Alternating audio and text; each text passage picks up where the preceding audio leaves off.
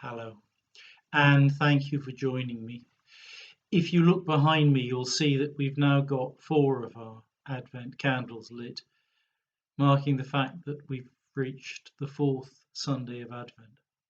And I have to say, for me, it seems to have gone by very quickly. We're kind of on the downward slope now, and Christmas is less than a week away. So, no deep theology today, just a reflection on what Christmas is all about, really.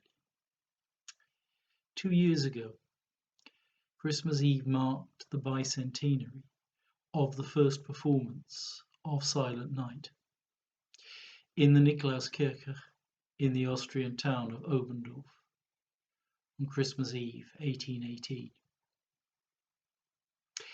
And that year we sang it in most, if not all, of our churches. Sadly, not something we're allowed to do this year. The music was composed by the local schoolteacher, Franz Gruber, to words written a couple of years earlier by the parish priest, Joseph Moore. And I talked about Moore and Gruber in a sermon I preached that Christmas. How they were not great men and had no eye on fame or posterity.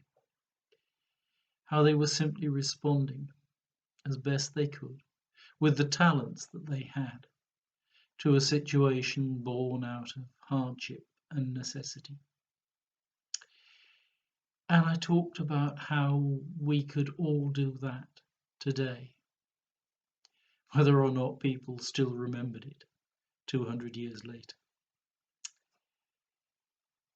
Well, as I said, we're not allowed to sing carols this year, at least not unless we go outside and brave the elements. So instead, through Advent, we've been posting a carol a day on our Facebook page with a short reflection on each. And it's reminded us, I think, just how many carols there are and how varied are their origins and their styles, from the spiritual to the downright bawdy in some cases. And looking back, it has also reminded me how, among the lowing cattle and startled shepherds, there often lurked a much more profound message.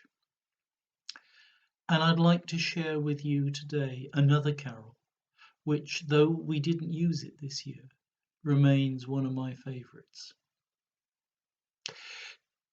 To be honest, it's not a carol at all in the traditional sense, but I first sang it in a school carol service. I was still in my teens. It was the first occasion I was able to sing after my voice broke. And for all sorts of reasons, that memory has stayed with me. The music is by Tchaikovsky. The words are translated from the Russian, and they tell one of the many apocryphal stories of Jesus' childhood. There's more than one translation going around, but for me, the one that gets the meaning clearest goes like this. Fair was the garden, blessed with flowers, where Jesus strayed in childhood's hours, tending the red rose blossoms there, meet for a crown for him to wear. To see the roses in their prime, the children came at morning time. They plucked the flowers in wanton play, strewing the petals on the way.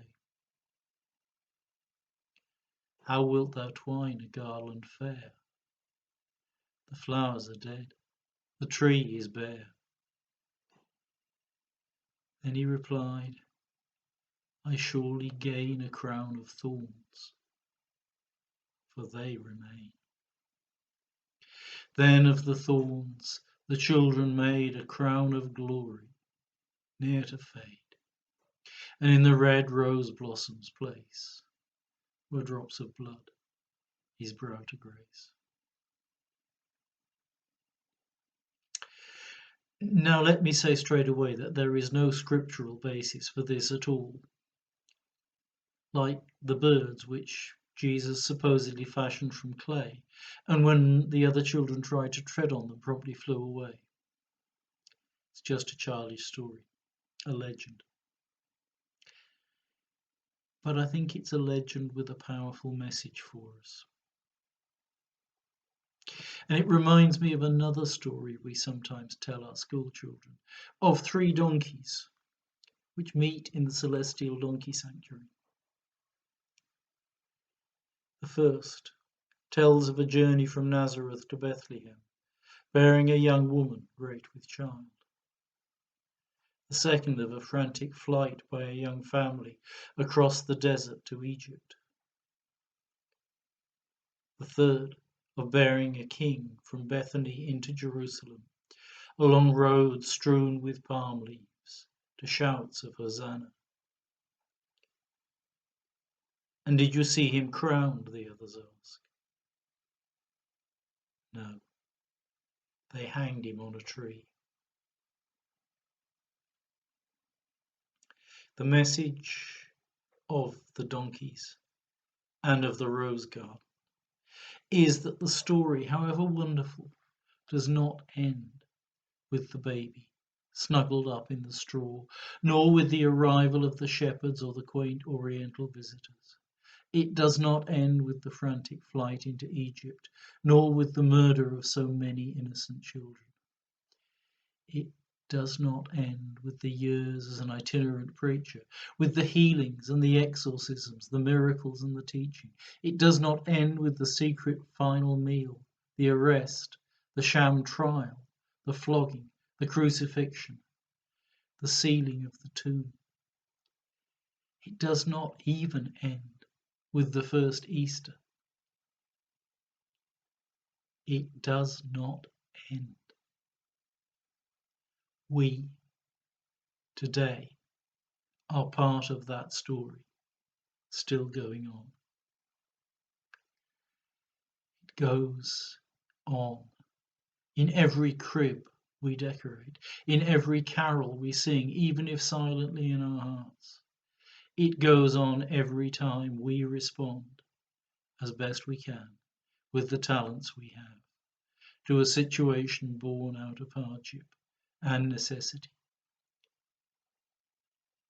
And God knows there are enough opportunities for that at the moment.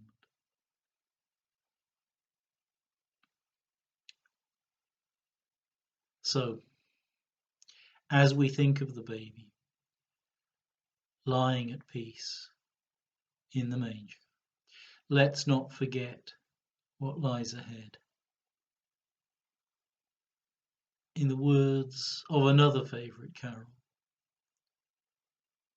sing lullaby. Lullaby, baby, now a dozing.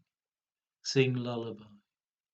Hush, do not wake the infant king.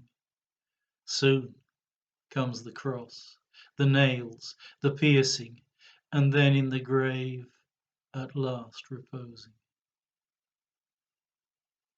Sing lullaby. Lullaby. Is the baby awaking? Hush!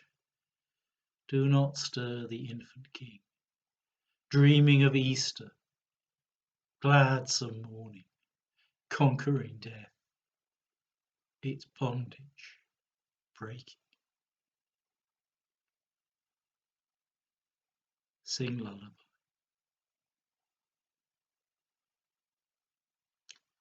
And a very happy Christmas.